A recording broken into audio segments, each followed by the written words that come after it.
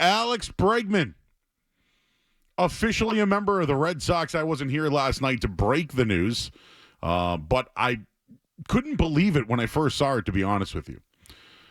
But here's the take. The Red Sox are finally acting like a team that wants to play in October. For months, it didn't appear the Red Sox were looking to take any steps forward. Right? They had conversations. They were in on the Soto stuff and the Max Fried and all that. But were they really going to take the step? At least that's how it looked, right? Even when it came to Bregman or Arenado. The Red Sox were never going to commit 6 years to Bregman. Reportedly what he turned down from the Astros. The Red Sox only wanted Bregman at their price. And that's exactly what happened. I crushed Craig Breslow yesterday for his urgency quote. He talked about different types of urgency. I know what urgency means. I was almost insulted by it.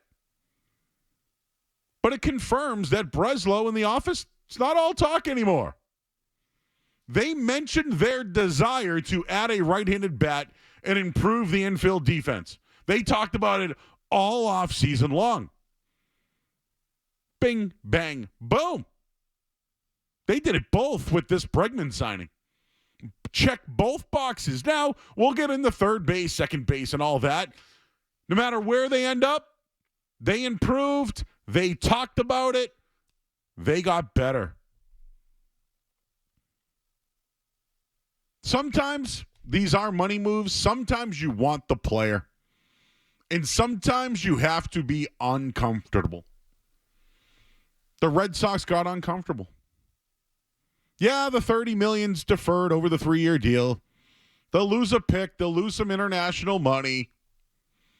But for the most part here, the overall deal is $30 million against the salary tax, I guess. And then he has opt-outs. I'm fine with the deal. The Red Sox are playing ball with big-time free agents. I know it was when pitchers and catchers showed up, but at least they're playing ball. We heard they were. We didn't believe it. Now they are. So I don't care if it's 2 years, 3 years, 4 years, 5, 6, 7, or 1. They're playing ball. They're finally acting like a team that wants to make the playoffs, that wants to compete, and wants to play in October. And it's funny how this all went down, huh? Somewhat of a busy day for the Red Sox yesterday. I was on with Big Jim and Maz, and all we did about 90 minutes or so of just the Red Sox, their young players. Will they do anything? Why are they not spending money? Stop insulting us with your big words that mean nothing. And then they made the move. But before then, Nick Pivetta signs with the Padres. They get out of that mess. They get, I believe a compensatory second-round pick. That's another win for them. But did that move have to happen to make this thing go down? Did Blaze Jordan have to tweet things that made people think that he was going to be traded? And did that motivate Bregman to say, hey, I don't want to play in Detroit. I don't want to go elsewhere. I want to go to Boston. I don't know if it was the addition of Walker Buehler and the fact that they hang out and they're friendly. But Boston won a battle here. A player that was a free agent who probably didn't want to go back to where he was playing originally chose Boston over other teams. That's a win. That is a win for a team that's had plenty of losses. And, they've screwed it up. Let's be honest. The Red Sox have plenty of losses. But you want to give a big win? We talked about the fact that maybe they've lost the lure of being a big market team. Maybe they don't spend. And I know there's going to be some people who really don't think they really spent a lot here. But the fact that they stepped up and that they were actually comfortable at being uncomfortable, I find this as a step forward. And I now grade the offseason as a success. We'll see how it goes on the field. But Walker Buehler, Garrett Crochet. They got the kid Sandoval.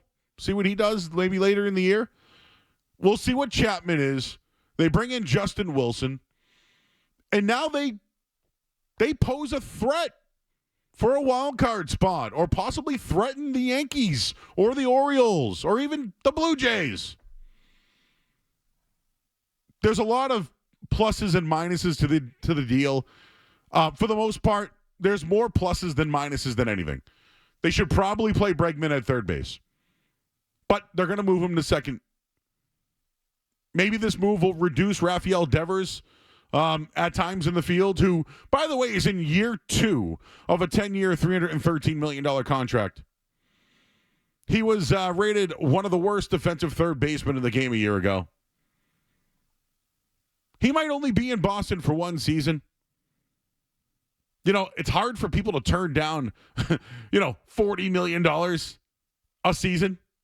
And it's hard to turn that down. And I know the number is high compared to some others. But being able to win, adding leadership to this young group, bringing in a Gold Glove player who's willing to play there. I just look at this team. The Red Sox are serious about baseball again. They're serious about baseball again, and they look like a team that is acting like they want to play past or in October, because lately, we did the path math as long as we could last year, everybody. We kept that string alive. Hey, something could happen here. Nope. Now there should be expectations for this team. I'll go over some of the betting odds coming up in a little bit. One thing I think we should just mention regarding the Bregman signing, there are some players that just mash at Fenway Park. And maybe you've seen them, maybe you haven't, maybe you're sick of hearing them. Alex Bregman, career at Fenway Park, is a .375 hitter. He's played in 21 games. 9 doubles, 7 home runs, 15 RBI. The dude crushes at Fenway Park. Manny Ramirez did too as a free agent. I don't want to compare the both of them. I'm not doing that. This is a second baseman that's probably a little bit overpaid, who could be on the back end or the end of his prime. They needed this guy. They needed to prove a point. They're serious about baseball again. And you know what? Maybe we can be serious about talking about them now, instead of them being interested. They took a step forward. I'm not going to sit here and woo, ownership, you're the best. This was the right move to make, and now we have a season to look forward to. You know, there were teams this offseason who spent more than the Sox. The whatever Athletics are, where are they now? Are they still Oakland Athletics, guys? I can't remember now. I actually don't even know. I mean, I think they're the Athletics. I think like for one more year, maybe. They're playing in some small ballpark somewhere. That team spent more than the Red Sox this year. So, I mean, up until this point at least. But you would think other players were in the mix for the Red Sox free agents, and they chose other teams. Like, it was tough to watch. Although I don't love the style of it by any means, the Red Sox won this one. A player wanted to come here. A player tried to get another team to give them 4, 5, 6, 7, whatever. And he just waited it out. Like, in a way, Bregman's going to get $40 million a year. Win. At the same time, the Red Sox, it's just money. And I need to know a little bit more of these opt-outs. For the most part, it's just a player opt-out, right? How are you going to turn down $40 million?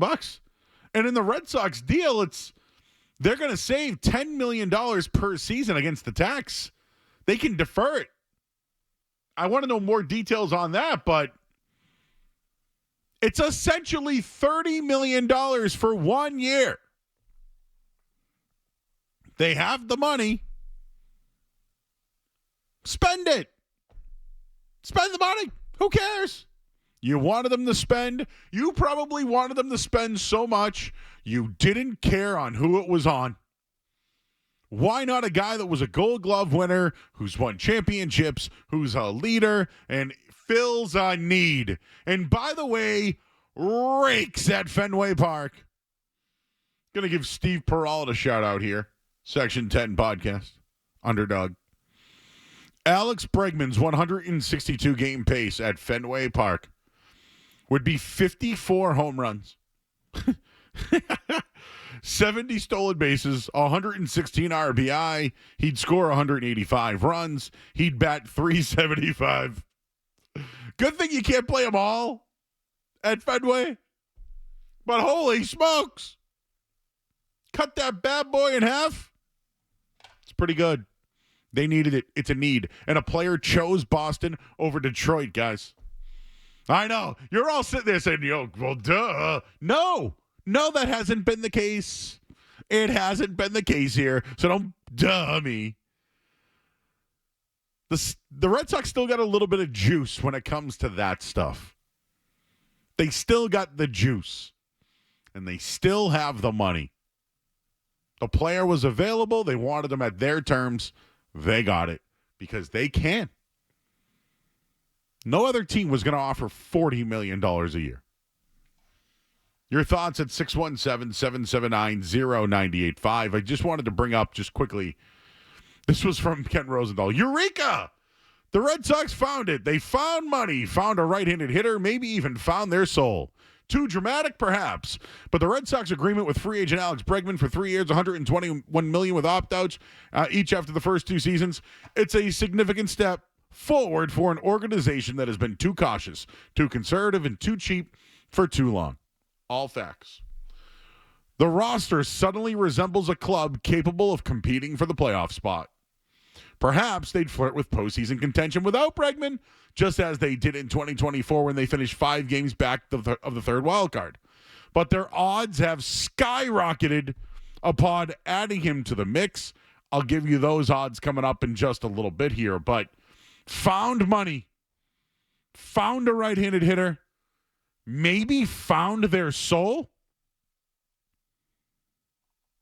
They're now serious again. Now, here's the deal. I'll be completely honest with you. This signing here doesn't mean they're now going to spend again. All I know is this is a step forward thinking that they may. And I'm looking down the line a little bit. Garrett Crochet, when his contract's up, he's gonna command some big money. Pay him. Pay him. You got the money? Pay him. The Red Sox haven't spent in a long time. They've been talking about their prospects for a really long time.